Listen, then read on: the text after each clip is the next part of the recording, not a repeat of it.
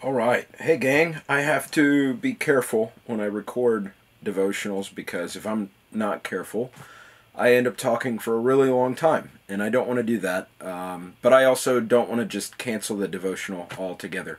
So, 1 Corinthians is where we are, and with this format where it's pre-recorded, I'm just going to dive into 1 Corinthians tonight, chapter 1. So you can either pause the video and turn there, or just turn there as I start to read, and that's kind of how we'll try to do it from now on, or at least whenever we do a recorded devotional. 1 Corinthians 1, I want to read from verse 10, and then I want to be really careful about the devotional thought that I have for you from this passage. 1 Corinthians 1:10, you're probably there by now.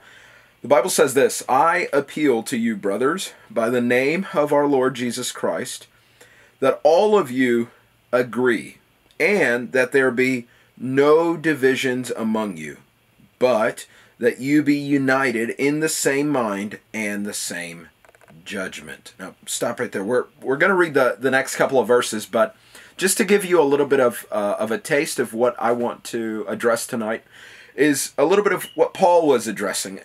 Different than we have to today, but the topic of denominations is what kind of sticks out to me when I read a passage like this one.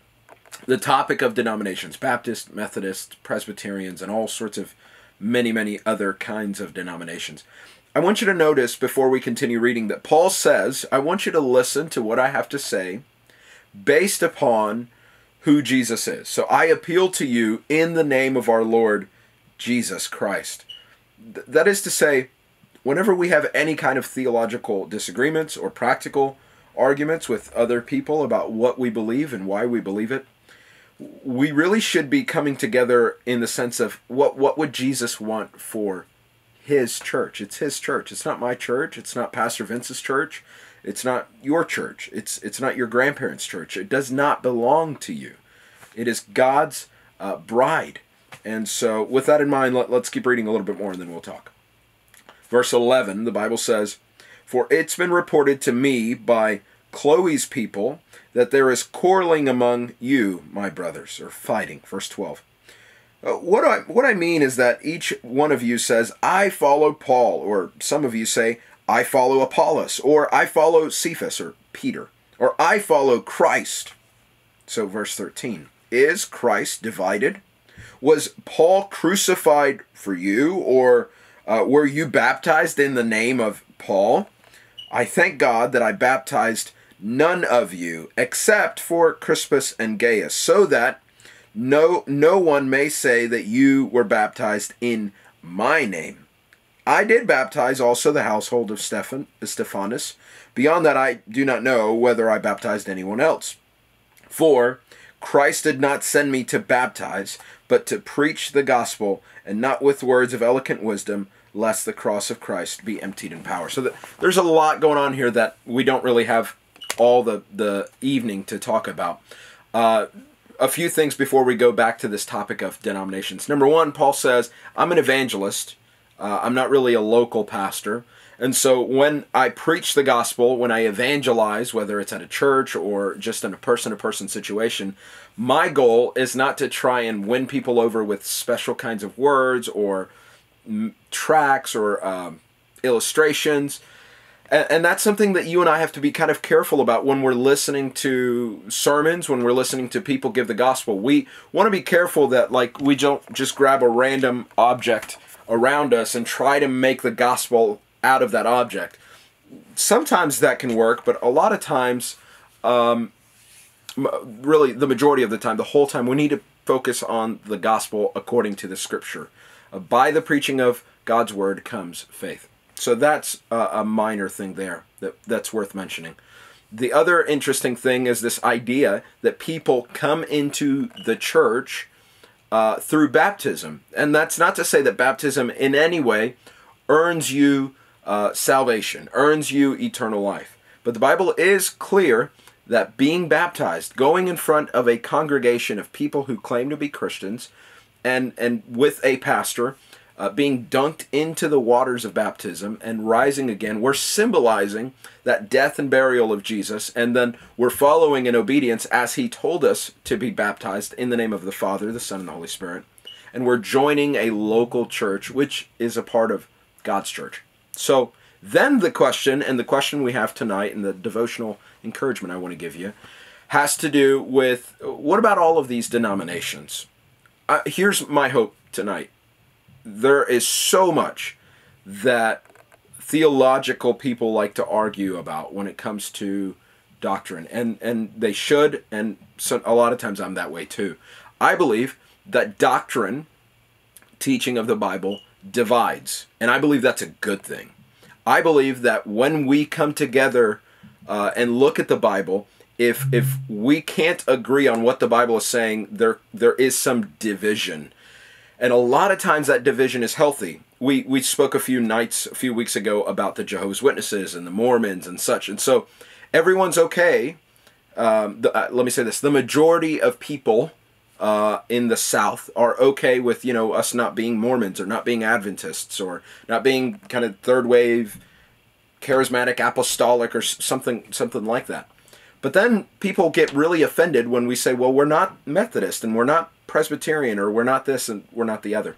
Now, I have friends in all of those churches. I have friends who strongly believe what they believe, and they assist Presbyterian churches or Methodist churches and Lutheran churches. And I love them, and I respect their love for the Bible, and I think some of those folks are very qualified, very biblically minded people, but we disagree on maybe smaller issues. So as Baptist people, and we talked about this a few months ago, but as Baptist people, there's a few distinctives that we believe in as Southern Baptists that make us a little bit different from other people. And I think that's when we have to look at a passage just like this, and we have to be reminded by the words of Paul that we might be in little different groups, but we're all in Christ. We are all in Christ. I know my phone's going off, but stick with me here. It's kind of weird doing the devotional through just a camera rather than getting to see you on a FaceTime call, but stick with me.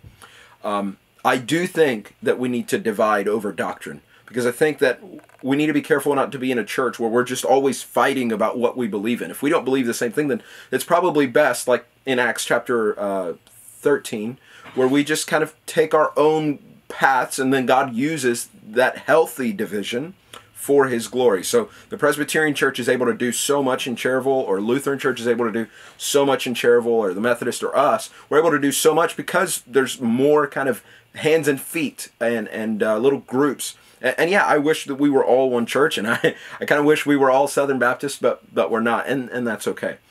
I think we just need to constantly be reminded that we are in Christ. And sometimes through these devotionals, I get so caught up in the Mormon issue and the Jehovah's Witness issue that I kind of forget to tell you the other side of the coin. And that is, as Christians, we are together in Christ as one, as long as we believe that salvation is given to us freely at the expense of the blood of Jesus by faith alone. I think if we can hold to that, if we can believe in faith alone, Christ alone, grace alone, based on Scripture alone, to the glory of God alone, if we can believe those things together, then you and I are brothers and sisters in Christ.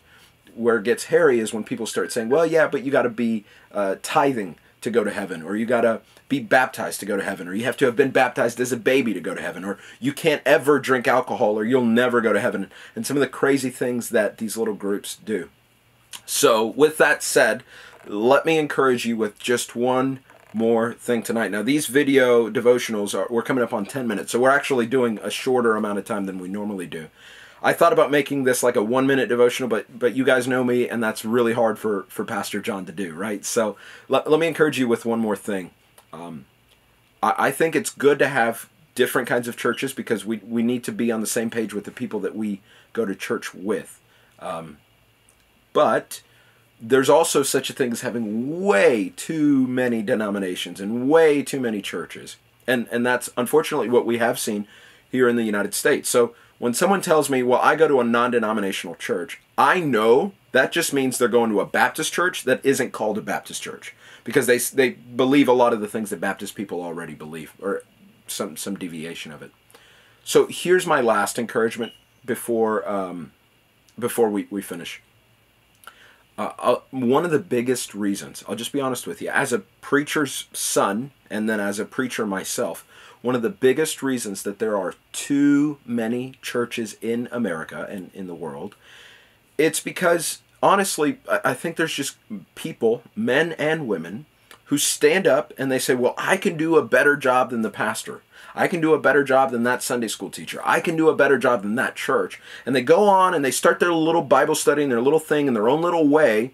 And as long as those Bible studies are under the governing body of a church, that's great. But whenever it's like, well, I'm just going to do my own thing, a lot of the times those little groups lead into churches and then become a church and then kind of go on and do their thing. Now, notice, God blesses those little churches that come out of things like that. Sometimes God chooses to bless those groups and they go on to do great things. Just like what we saw with Paul and Barnabas. I believe it's in Acts 13.